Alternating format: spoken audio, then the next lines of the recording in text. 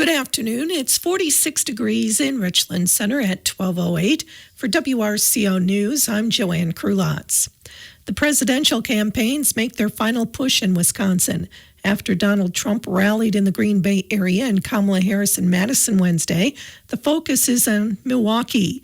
This evening, the former president returns to Fiserv Forum, where he accepted his party's nomination at this summer's Republican National Convention.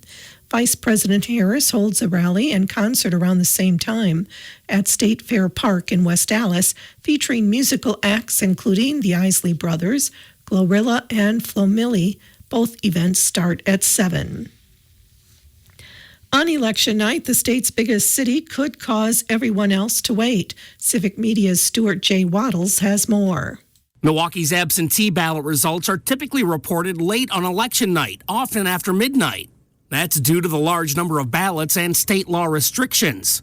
The Wisconsin State Senate earlier this year blocked a bill to allow earlier absentee ballot processing. That means Milwaukee can't start to count until Election Day. Milwaukee Mayor Cavalier Johnson knows people across the state and the country will be paying attention. And so we know that there are going to be a lot of people who are watching Milwaukee. And we know, because we will require this, we always have required this in the city, that in Milwaukee we will follow the law. At the same time, we encourage every eligible voter to participate. Early voting in Wisconsin can take place through Sunday, though not all communities go that far. Dane County has its budget for next year. A $925 million plan has been tweaked and approved by the County Board of Supervisors. Overall, dropping revenue and increasing staff costs are starting to put a squeeze on the county, the same way they have in Madison and lots of other municipalities across Wisconsin. Of course, someone new will carry out this budget. On Tuesday, voters will decide whether Melissa Agard or Dana Pelabon should be the next Dane County executive. A McWanago man is accused of double voting twice. Waukesha County prosecutors accused 37-year-old Jason O'Sheim of casting votes in both Wisconsin and Florida in 2018 and 2020. The report came from the Wisconsin Elections Commission during an inspection for voter fraud. The commission says O'Sheim cast absentee ballots in New Myrna Beach and then voted in the Wisconsin election both years. O'Sheim faces 2 counts of election fraud. The days leading up to the election next Tuesday can be a stressful time for some people. UW Health psychologist Shelley Murgain says you should focus on the things you can control. Murgain says chronic stress from the election can impact your physical health by lowering your immune system. Murgain says you should also put down the phone and take a break from social media while also getting outside and exercising. Murgain says on election night, give yourself breaks from election coverage. More than half of the members of a committee studying the future of the universities of Wisconsin system have recommended that UW-Madison be separated. The Madison campus of the system is by far the largest and most high profile, and 13 of the 18 members of the committee say separating it would help it compete on a national level. UW system officials and Wisconsin Governor Tony Evers have pushed back on the potential future for the school, saying they prefer to solve problems within the system and that the system is working fine. Wisconsin Governor Tony Evers and the Office of the Commissioner of Insurance have announced nearly $500,000 in funding to expand reproductive and maternal health care coverage. According to a press release, Wisconsin is one of 14 states to receive the funding through the Centers for Medicare and Medicaid Services Expanding Access to Women's Health Grant Program. The OCI will use the funding to conduct a consumer survey, evaluate compliance with contraceptive coverage mandates, and promote access to the services. Healthcare choices have opened up. Stuart J. Waddles reports. Healthcare choices have opened up. Today marks the start of the Affordable Care Act open enrollment period in Wisconsin. It offers the opportunity to sign up for health insurance through the federal marketplace. The enrollment window extends until January 15th. The Wisconsin Hospital Association Information Center has released its annual guide to Wisconsin hospitals for fiscal year 2023, which shows Wisconsin hospitals and health systems are continuing to experience financial pressures compounded by challenges from the previous year. The report indicates a sustained period of low margins and ongoing financial challenges. Between fiscal year 2021 and fiscal year 2023, hospitals experienced a 40.8% decrease in their operating margins, with 82 out of 167 hospitals reporting a decline. 55 hospitals, approximately 33% of all hospitals in the state, are now operating at a loss. Health systems also reported a 117.8% decrease in operating margins, reaching negative 0.8% in fiscal year 2023. Safety net hospitals, which serve populations with higher Medicaid coverage, are also reporting losses. In fiscal year 2023, 38.1% of Wisconsin safety net hospitals, 32 out of 84 such facilities, reported financial losses, up from 33.7% in the previous year. Additionally, hospitals are dealing with rising costs. Supply and service costs have increased by 16.6% since fiscal year 2021, while salary and fringe expenses have increased by 11.3%, largely due to workforce shortages. Emergency department utilization has also increased, with nearly 2.4 million visits in fiscal year 2023, a 13.5% increase from 2021. The Wisconsin Electric Cooperative Association Board of Directors announced it has selected Rob Richard to serve as the statewide association's next president and CEO. Richard has been serving in a dual role as interim president and CEO and vice president of government relations and external affairs since August. He also serves as the executive director of the Federated Youth Foundation. According to WECA board chair Dan Hilberry, Rob has demonstrated his ability to be an exceptional leader with the knowledge and dedication necessary to lead our statewide as it continues to work on behalf of Wisconsin electric cooperatives and their members. While we knew we had an extremely strong candidate in-house as a board, recognizing the critical importance of this position, we felt it was necessary to do our due diligence and conduct a nationwide search. After reviewing more than 100 applications, many of which were also from highly qualified candidates, we decided Richard was the best choice. With him at the helm, we are assured a streamlined transition and a continuity of operations, which is important as we work to ensure all electric cooperative members have access to safe, reliable, and affordable electricity. Richard grew up in southwestern Wisconsin and earned a degree from UW-Platteville. His experience includes time as a legislative staffer, working in the office of former WECA president and CEO Steve Freese, when Freese served as representative in the Wisconsin State Assembly, as well as the offices of Representative Mark Gottlieb and Senator Scott Fitzgerald. He also worked in government affairs at the Wisconsin Farm Bureau Federation and at Circus World Museum. He joined WECA in January of 2019. He lives in Sauk City. Rob Richard succeeds Steve Freese, who died August 28th following a battle with cancer. The U.S. Department of Agriculture's Agricultural Marketing Service announced it has partnered with the Wisconsin Department of Agriculture, Trade, and Consumer Protection to award $3.1 million for 41 projects through the Resilient Food Systems Infrastructure Program to strengthen local and regional food systems. Through this program, DATCAP will fund 41 projects with equipment grants to support middle-of-the-supply chain infrastructure. Additional projects are still being reviewed and will be announced soon. Among the funded projects is the Driftless Berry Grower Group, under the leadership of Good Thunder Farm in Richland Center. It will purchase 12 pieces of equipment for storage, juicing, freeze-drying, and distilling elderberries, aronia berries, and currants. This group of 12 small beginning berry farmers will build middle-of-the-supply chain infrastructure for processing these crops of growing importance and popularity in Wisconsin, strengthening rural economies. Wisconsin property taxpayers awarded Senator Joan Ballweg with a Champion of the Taxpayer Award while visiting WPT member Terrytown Plumbing, Heating, and Cooling in Baraboo.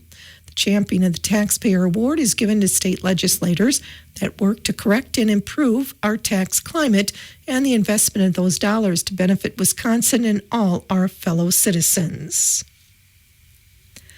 A Minnesota man is convicted in a body dumping case in western Wisconsin. Following a 3-day trial in Dunn County, jury on Wednesday found 56-year-old Darren Osborne of St. Paul guilty on 4 counts. The bodies of 4 people were found inside an SUV in a farm field in September 2021. All 4 had been shot to death. Osborne's son, Antoine Suggs, is serving a Minnesota state prison sentence of 101 years for the murders.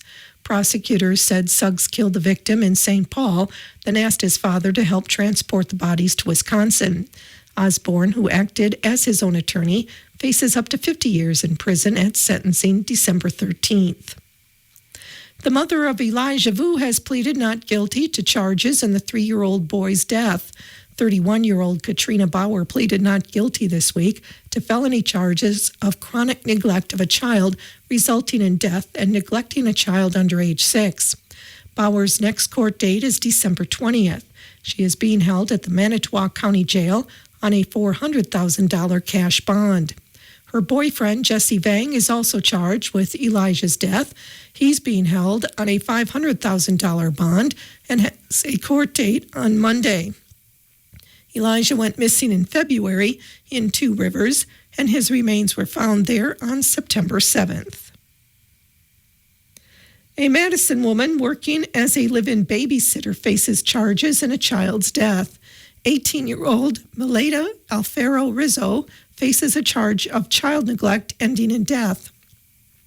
Police say Rizzo was working for a Madison couple when she left an 8-month-old child alone in a bathtub for 30 minutes Tuesday.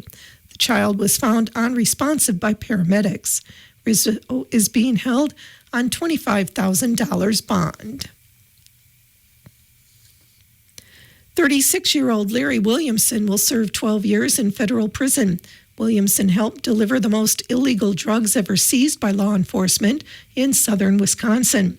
Williamson and his attorney claimed a series of unsuccessful business ventures led him to work with another man and transfer more than 65 pounds of fentanyl and meth from Arizona to Middleton via plane earlier this year. He pleaded guilty in June to possessing a large quantity of meth with intent to deliver and has faced a minimum sentence of 10 years in prison.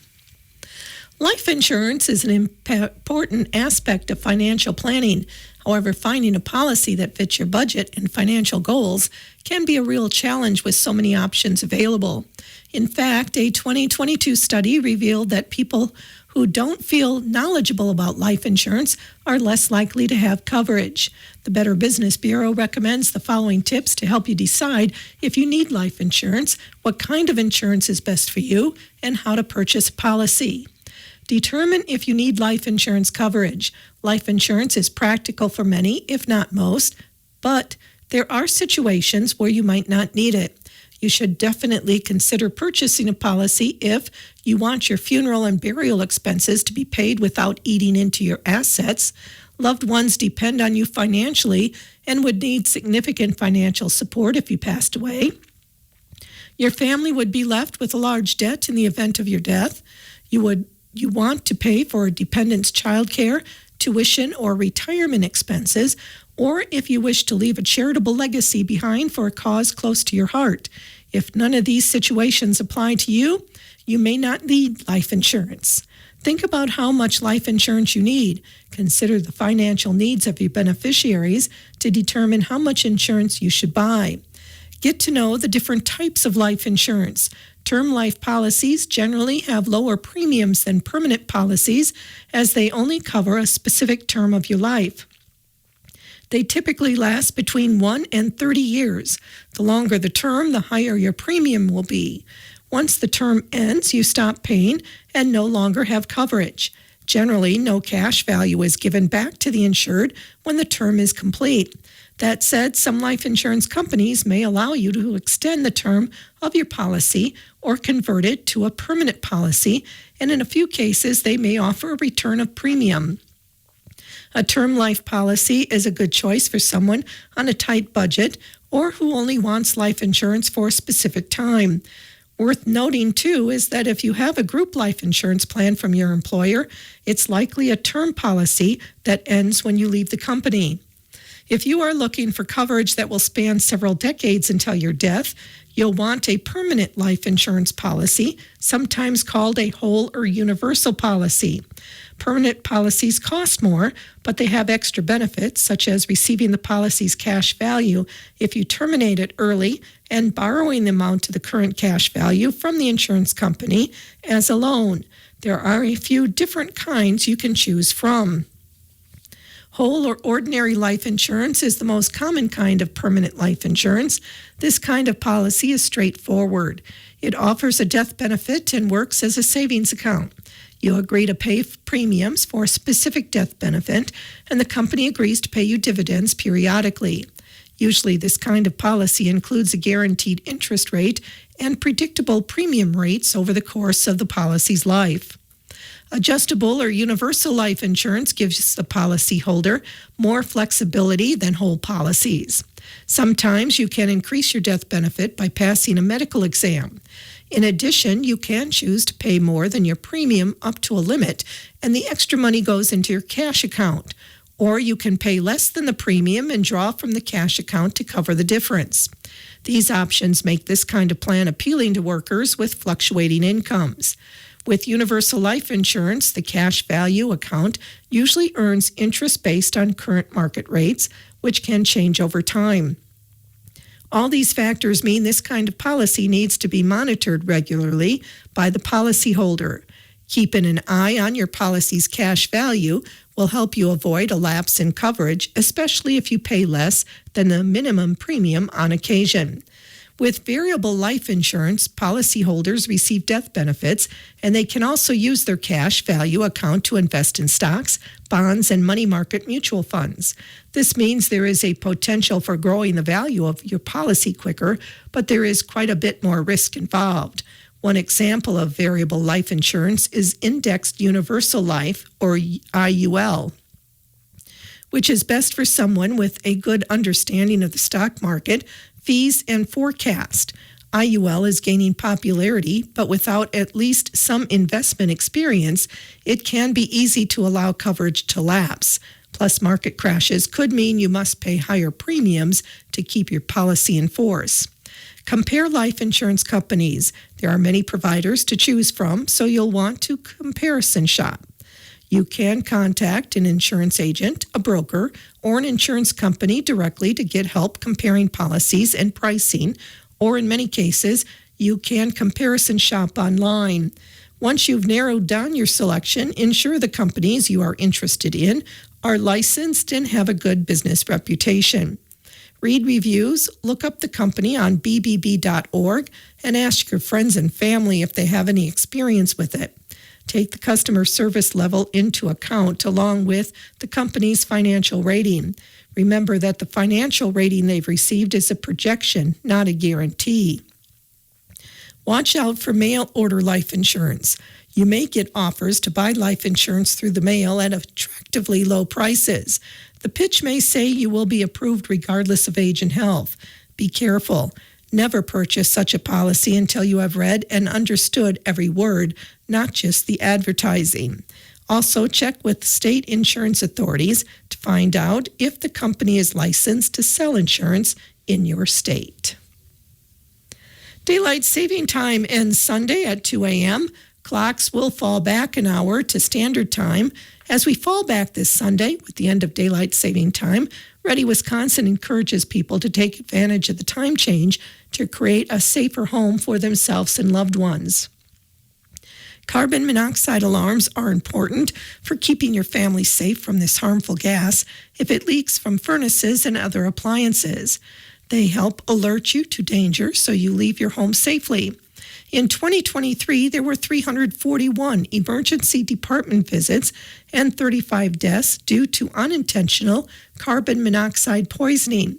According to the Wisconsin Department of Health Services, carbon monoxide alarms should be installed in a central location outside each separate sleeping area and on every level of your home. Batteries in these alarms should be replaced at least once a year. The carbon monoxide alarm should be replaced around every 5 to 7 years based on the manufacturer's instructions. Smoke alarms are also a critical early warning tool that can help alert you to a fire in your home. According to the National Fire Protection Association, 3 out of every 5 home fire deaths occur when smoke detectors were either not present or were not working properly. Smoke alarms should be tested monthly, and the batteries should be replaced at least once a year. The device itself should be replaced every 10 years. If you have an emergency kit at home, this weekend is also a great time to check for expired products or items that may have been borrowed for other purposes and need to be replaced. Pay attention to the expiration dates or batteries, first aid supplies, and food.